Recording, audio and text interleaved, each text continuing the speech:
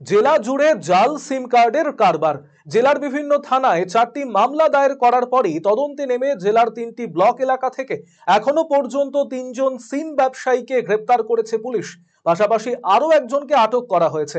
ধৃতদের আজ জলপাইগুড়ি জেলা আদালতে পেশ করা হয়।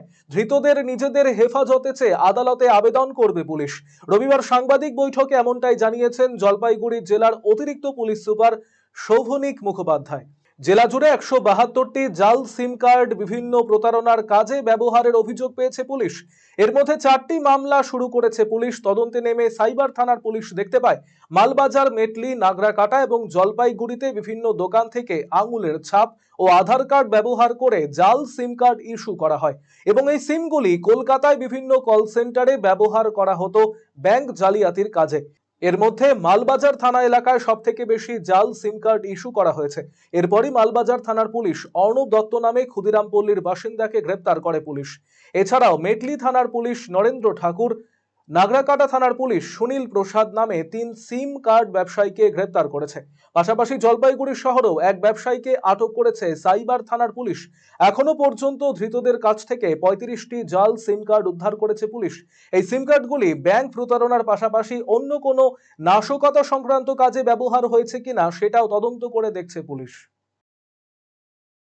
প্রথমেই বলা হচ্ছে জাল সিম কার্ড থেকে চক্রের আজকে আমরা জলপাইগুড়ি জেলা পুলিশের বিশেষ অভিযানে জালিয়াতির মাধ্যমে সিম কার্ড ইস্যুর বিরুদ্ধে কড়া ব্যবস্থা নেওয়া হয়েছে। জেলার বিভিন্ন থানায় 4টি মামলা দায়ের করা হয়েছে, যার ফলে 3 জন গ্রেপ্তার এবং 35টি জাল সিম কার্ড, পিওএস মেশিন এবং বায়োমেট্রিক ডিভাইস উদ্ধার করা হয়েছে। কিন্তু দেখা যাচ্ছে আমাদের জলপাইগুড়িতে গত 1 বছর থেকে 2 বছরের 1030-তে যে এনসিআরবি পোর্টাল আছে, সেখান থেকে আমাদের এখানে 172টা ফোনের এগেনস্টে কমপ্লেন আসে, 172 সিম কার্ডের এগেনস্টে, যাদের মাধ্যমে সারা ভারতবর্ষ জুড়ে কোথাও না কোথাও জালিয়াতির ঘটনা, সাইবার জালিয়াতির ঘটনা ঘটেছে। এই জাল সিম কার্ড যারা বেশি পরিমাণে বিক্রি করেছে, আজকে আমরা 4টে কেস করেছি। কোতোয়ালিতে একটা, মালবাজারে একটা, মেটেলিতে একটা এবং নাগরাকাটায় একটা, নাগরাকাটা থানা এরিয়ায়। তার মধ্যে মালবাজার থানা এরিয়া থেকে যিনি গ্রেপ্তার হয়েছেন, আপনারা পিছনে দেখছেন, তার থেকেই ম্যাক্সিমাম সিম কার্ড, যেগুলো জাল সিম কার্ড, সেগুলো ইস্যু হয়েছে।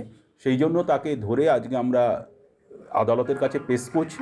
আদালত থেকে ওনার পুলিশ রিমান্ড নিয়ে তারপর তদন্ত এগিয়ে নিয়ে যাব। আমাদের কাছে যা এখনো পর্যন্ত ডাটা এসছে বা আমরা যা করেছি, এখনো পর্যন্ত সেরকম কোনো খবর নেই। এটা জালিয়াতির কাজেই ব্যবহার করা হচ্ছে। জালিয়াতি বলতে গিয়ে ব্যাংক ফ্রড এবং সাইবার জালিয়াতি। মালবাজার কেসে অ্যারেস্ট হয়েছেন অর্ণব দত্ত।